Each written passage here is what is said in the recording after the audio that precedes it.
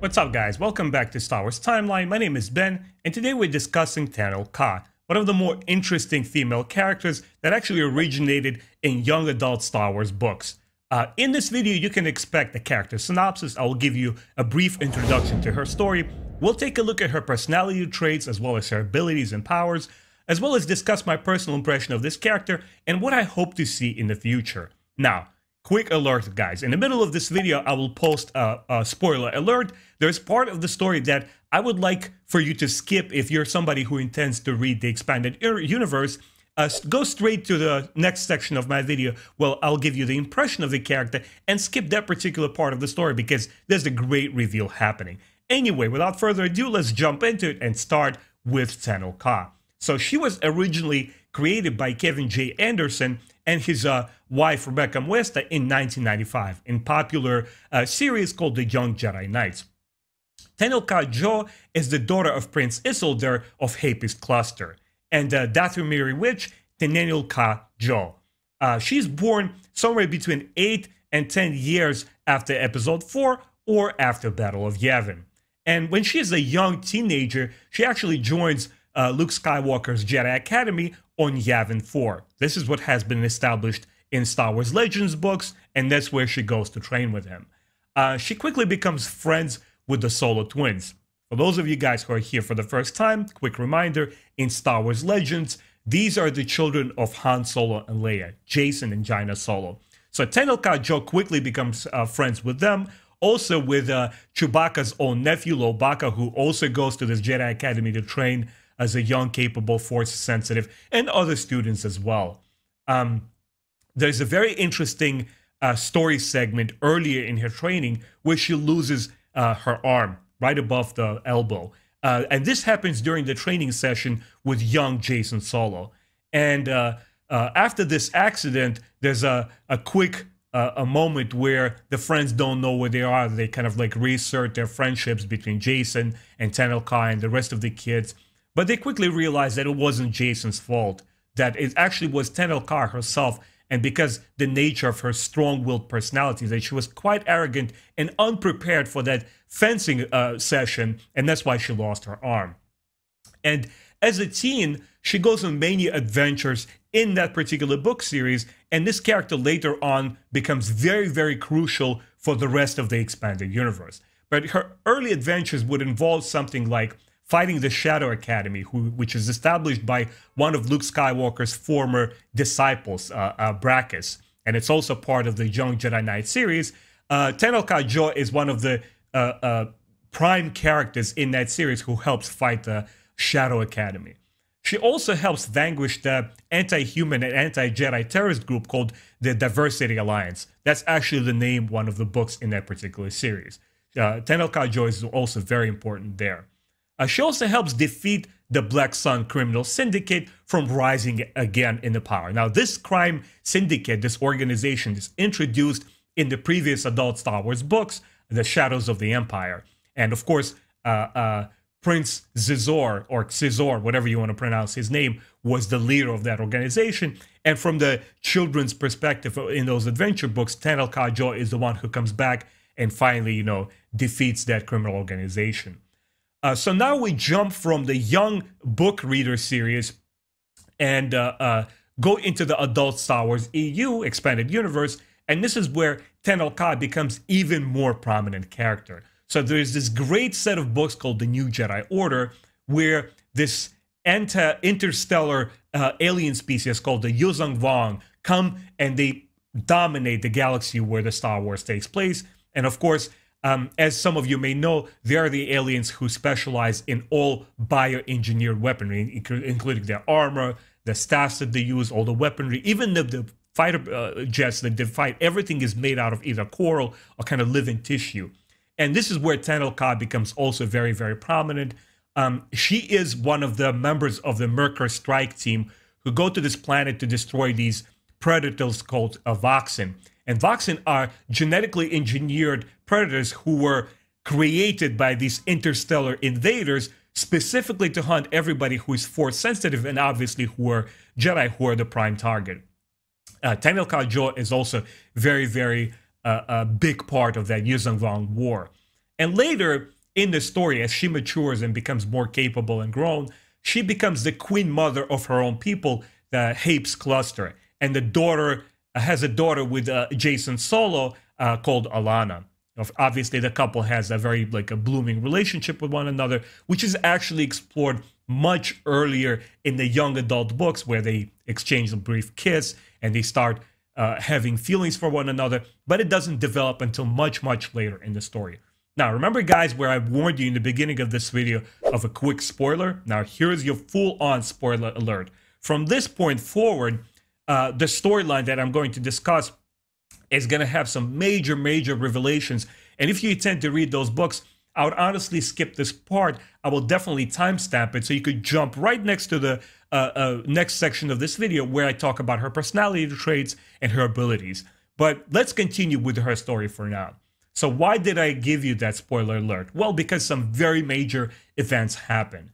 After a lot of turmoil and strife that happens even after the New Jedi Order series and the a very destructive Yuuzhan Vong War, there's another war actually called the Swarm War with the Killiks, the insectoid creatures, and other events that lead Jacen Solo to spiral down and gradually turn into a Sith Lord. Yes, guys, another Skywalker falls, and he becomes somebody who calls himself this Darth Caedus, an autocrat who kind of takes over the new alliance and hijacks it and becomes its sole ruler.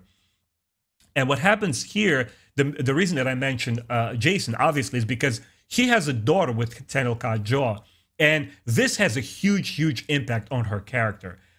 She's first of all horrified by these turn of events, and she's very disillusioned with Jacen, no matter how hard she tries to bring him back and reason with him and tell him that this is not the way, that the past of the Skywalker family has shown her that this must not be.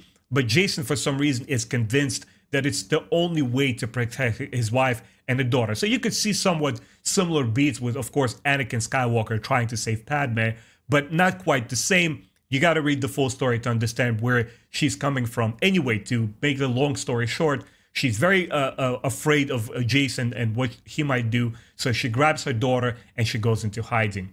And Jacen will have none of it. He feels very betrayed. He feels the woman that he revealed his true feelings with, and he felt that she was his pillar of support during the Yuuzhan Vong War and so forth. He feels betrayed by her, and what he does is actually something very scary. He kidnaps his own daughter, Alana, from Tenel Ka in order to bring her back into the fold and to say, no, you will be by my side. So obviously it's a very, very egotistical thing that he does. Don't wonder he's a Sith Lord. And this was the part where eventually the legacy cast, of course, Han, Luke, and Leia, they finally learn of Alana's heritage as a Skywalker descendant. And of course, Tenel Ka reveals the whole truth to them. She speaks of their relationship, and they have this daughter. So Han, Luke, and Leia, they do their best to hide Tenel Ka from this Darth Caedus, this new villain. And after Darth Caedus' defeat, Tenel Ka takes her daughter, which is much, much later in the series, and she believes that her daughter should not be part of the political intrigue in her own home, in the Hapes cluster, and she brings her to Luke's academy on Yavin 4, once again to train another Skywalker descendant to be strong in the Force. So that's it for her quick synopsis. Obviously, there's more to it. I'm just trying to, in these character highlight videos, just to give you a brief synopsis so you have an idea what the story is like. The next section of this video is going to be about her personality and her powers. So let's take a look of Tenel Ka Djo when she is introduced as a young teenager in the Young Jedi Knights series. She is described as a very serious-minded and focused individual, and she's very focused on her goals. And there's even instances in earlier books showing that she's even humorless, and Jacen obviously has some kind of connection with her. He tries to make her laugh, and even that doesn't work. We know that she exercises routinely, and she goes through rigorous physical training, and she's also described as having this very lithe and strong muscular body for a teenager, and she has a very proud persona because obviously she's a princess of her own, planet. And as a Jedi student, surprisingly, she prefers to rely on her physical strength rather than on the Force. one of the mistakes that she makes earlier on, which will actually lead to her accident and her later discussions and one-on-one kind of like sessions with Luke Skywalker. He tells her that, look, you should not shun the Force and also learn to rely on that, because this is your legacy, this is who you are. She has a very straightforward personality, and she always prefers to take action rather than sit and deliberate and strategize on things. And actually, that's one of her character traits that I believe still show somewhat even when she becomes an adult. Obviously, she gains more responsibility and she needs to be an authority figure in a Hapus cluster later on, but she still has that particular personality trait, which I found quite interesting. And despite her headstrong persona, she also knew when to admit that she was wrong. So that's one thing that was very interesting about her. And when this accident happens and she loses half her arm, she doesn't blame Jason. Obviously, there's a moment of shock. You know, she goes into her own room, she stays there for a couple of days, and then she's able to go back and make up with Jason, Jaina, and the rest of the kids, and their friendship resumes, and she even reveals or kind of like starts having her first romantic feelings toward Jason. But we know that the reason that this accident happened was because of her own fault. She was very arrogant, she was headstrong, she believed that she could handle herself even in the first lightsaber training, and obviously this was not the case. And later on, when she grows up, she matures into this very confident and regal persona. She becomes the queen mother of the Hapus cluster, and there's a lot more responsibility given to her, of course, because of her name, because of her father's past. And she fiercely defends her daughter, Alana, whom she doesn't want to be involved with any of that courthouse intrigues and cheating and lying and deceit and murders happening. She said, no, this is not what I want for my daughter. I want her to become and embrace the Jedi legacy. And she, Tenel Ka, is also the kind of person who is able to resist Jason's arguments. You know, when he slowly and gradually turns into the Sith Lord, he tries to appeal to Tenel Ka because he loves her as well. And she sees right through him, and she understands this is the dark side speaking in him. So she's a very strong-willed person as well, which also was very, very interesting.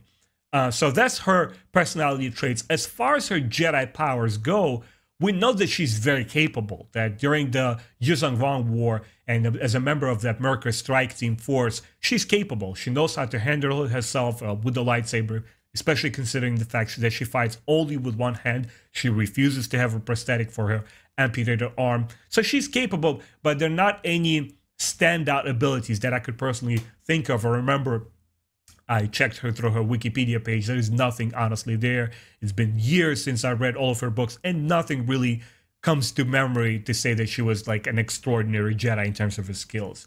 Now let's talk about my personal impression of Tenel Ka Djo and what I hope to see in the future with this character. Well, first and foremost, I got introduced to her through the amazing Dave Dorman cover illustrations for the Young Jedi Knights series. I thought she was a very, very striking visually, very interesting character with that raven hair of hers, a very cool appearance with her like leather-skinned tunics that she's wearing, and also her personality traits. You know, I felt that for a young reader's book, it was important to highlight a strong female character, and not in the sense that, well, she can do everything that the boys can do, therefore she's strong. First and foremost, she comes off as a strong character because of her personality, because of the decisions that she makes, and how serious she takes her training. In contrast to that, when we see young Jason in the same Jedi Academy training with Luke, he's a goofball. He always tries to make jokes and make others students laugh, and that's what he's about. No, she's very focused, and she's very goal-oriented, and I like that. I like that contrast from the rest of the younger children who were training in that Jedi Academy. What I also enjoyed about her is that she has human flaws. She's not perfect. She's not this ideal young female who can accomplish everything she puts her mind to. She has human characteristics that kind of slow down her training and make her reevaluate what does it mean to be a Jedi, like her arrogance, which caused the accident, right, with her arm. And she learns to understand that there is a lot more to the Force than just a tool that you grab and you could start using to your advantage anytime you want. I also enjoyed her evolving romantic relationship with Jacen Solo. As I stated before, it starts off very, very early on in 1995 when they're kids and she has her first brush with those, childhood kind of like teenage feelings, emotions towards Jacen. But we learned later on that it wasn't just like butterflies, It becomes something a lot more important, and she has a much deeper connection to Jacen, which I enjoyed a lot. And I felt it was very traumatizing for me as a reader, as a fan of both Jacen and Tenel Ka characters, the way that they were slowly parting ways from one another, and how it's done very interestingly and honestly quite heartbreaking, because I could believe their breakout a lot more than, of course, Padme and Anakin Skywalker, which just doesn't get enough time to fully flesh out and develop that broken romance the way that you could in the books. Because, the advantage of reading books is that there's so much content and feelings and thoughts for each character, and why in this one incident, or that phrase or that one action turns a person against one another, and it, has a consequence later on, much later in the books. So I thought it was very effectively done. And once again, what I wanted to mention is that even though Anakin Skywalker's relationship to Padme is a lot quicker, because, we're dealing with movies and they're a lot shorter and there's only so much time they could do.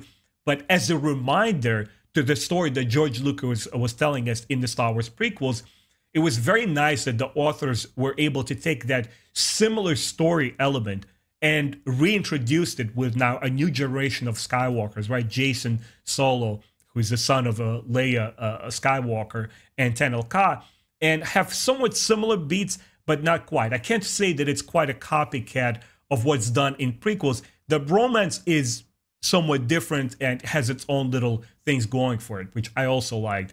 All in all, I would say Tenel Ka was definitely one of my favorite New Jedi Order series of the books, and she came as a very strong person, first and foremost, and second, she was a strong Jedi, and she was also a powerful leader to her people. Now, for the last segment of this video, what do I hope to see in the future? Obviously, we have the fandom somewhat kind of dividing itself as like, okay, we have the Star Wars Legends here and canon here, and a lot of people are sad that unfortunately we won't be able to get a lot more of any actually Legends stories. Well, you know what? They started taking some of the more popular beats and characters and elements of the Legends and putting it in the canon. Obviously, the biggest example of that would be Admiral Thrawn. And we see him first in the Rebels show. Not only we see Admiral Thrawn, but we also see his assassin, this Rook, right, who also appears in the original Thrawn trilogy. And I felt it was such an interesting moment where a minor character that you would never think would also get into the Star Wars canon actually makes it there. So it kind of gives me hope for characters like Tenel Ka. There's no reason not to have her jump into the early years past episode 6 if they decide to go with another show that's something like, for example, Star Wars Visions, which is not necessarily canon. It's just more stories within the Star Wars lore. Then you could still do Luke Skywalker's Jedi Praxim, his Jedi Academy on Yavin 4, and you could introduce a bunch of students. Hey, Tenel Ka might show up. She may be quite altered and not have relationship with Jacen and Jaina Solo, the Solo twins that we obviously don't get in Star Wars sequels. But you could still bring this character as a standalone and do something interesting with her. My other idea is, or hopes is, when you don't transport a character from Star Wars Legends to canon, what you could take is ideas from that character. For example, for me, Tenel Ka Djo was instantly recognizable character design because of her raven hair. What if you have a character in the future Star Wars book or animation or even live action film that is kind of sort of an Easter egg, and you could have a different play on Tenel Ka's name or appearance, or have that scaled tunic, once again reminding us that, hey, we know where the Star Wars storytelling comes from, that there is this rich 40-plus year legacy of Star Wars storytelling, and we're not forgetting us. And guys, as a reminder, at the end of this video, I would like to say that I'm so happy that we are getting a lot of Star Wars Legends books being reprinted today. And, fingers crossed. I'm an optimist. I will go back and reread my favorite Star Wars Legends books, but I'm also hopeful that they will reintroduce characters like Tenel Ka into the canon and make them interesting once again.